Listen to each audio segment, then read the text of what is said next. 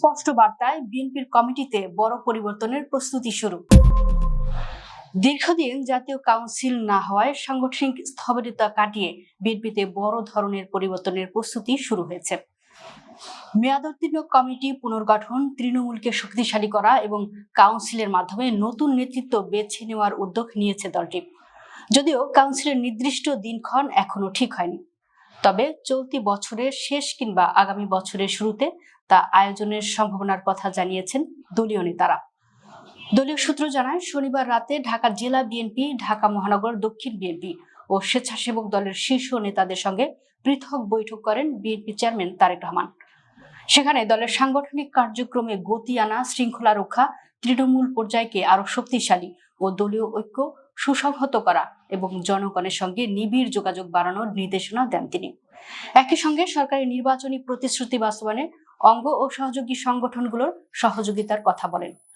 জাতীয় সংসদের দ্বিতীয় অধিবেশন শেষ হলে ঢাকা মহানগর, উত্তর বিএনপি এবং অন্যান্য অঙ্গ সহযোগী সংগঠনগুলোর নেতাদের সঙ্গেও তারেক রহমানের বৈঠক হতে পারে। পর্যায়ক্রমে দেশের অন্যান্য মহানগর ও জেলা বিএনপির নেতাদের সঙ্গেও তার বৈঠক করার কথা রয়েছে।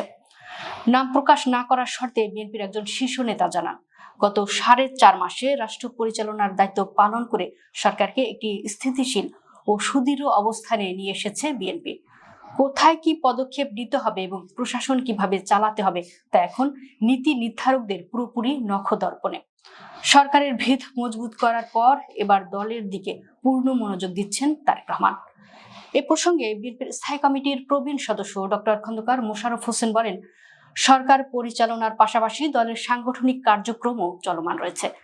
সংসদীয় কার্যক্রম পুরোপুরি শুরু হয়েছে, এখন কেন্দ্র থেকে তৃণমূল গোছানো হবে। প্রধানমন্ত্রীর রাজনৈতিক উপদেষ্টা ও বিএনপির সিনিয়র যুগ্ম মহাসচিব রুহুল কবির রিজভী বলেন, দল গোছানোর কাজ চলছে। বিএনপি সহ অঙ্গ ও সহযোগী সংগঠনগুলোর সাংগঠনিক অবস্থা সম্পর্কে খোঁজ নেওয়া হচ্ছে। ঢাকা মহানগর দক্ষিণ বিএনপির আহ্বায়ক রফিকুল আলম মজনু বলেন, দলের চেয়ারম্যান ও প্রধানমন্ত্রী তারেক রহমানের সঙ্গে বৈঠক হয়েছে।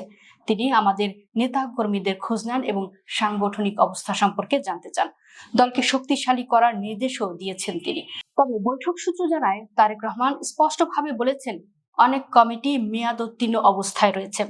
এসব কমিটিকে পুনর্গঠন করতে হবে এবং যেখানে সম্ভব কাউন্সিলের মাধ্যমে নেতৃত্ব নির্বাচন করতে হবে।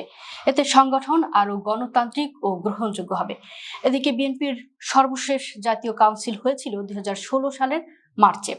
নিয়ম অনুযায়ী 3 বছর পর কাউন্সিল হওয়ার কথা থাকলেও 1 দশকেও তা হয়নি। তবে এই সময়ে নির্বাহী কমিটিতে একাধিকবার পরিবর্তন আনা হয়েছে, যুক্ত হয়েছে নতুন মুখ। কেউ পদোন্নতি পেয়েছেন, আবার কেউ দায়িত্ব থেকে সরে গেছেন। বর্তমানে বিএনপির 82টি সাংগঠনিক ইউনিটের মধ্যে বেশিরভাগ কমিটি মেয়াদোত্তীর্ণ। সরকারের এমপি, মন্ত্রী কেউ কেউ মনে করছেন এতে সংগঠনের কার্যক্রমে কার্যত স্থবিরতা তৈরি হয়েছে এবং নতুন নেতৃত্ব তৈরির পথও সংকুচিত হয়ে পড়েছে। এমন পরিস্থিতিতে দ্রুততম সময়ে দল পুনর্গঠন করতে চান বিএনপি চেয়ারম্যান।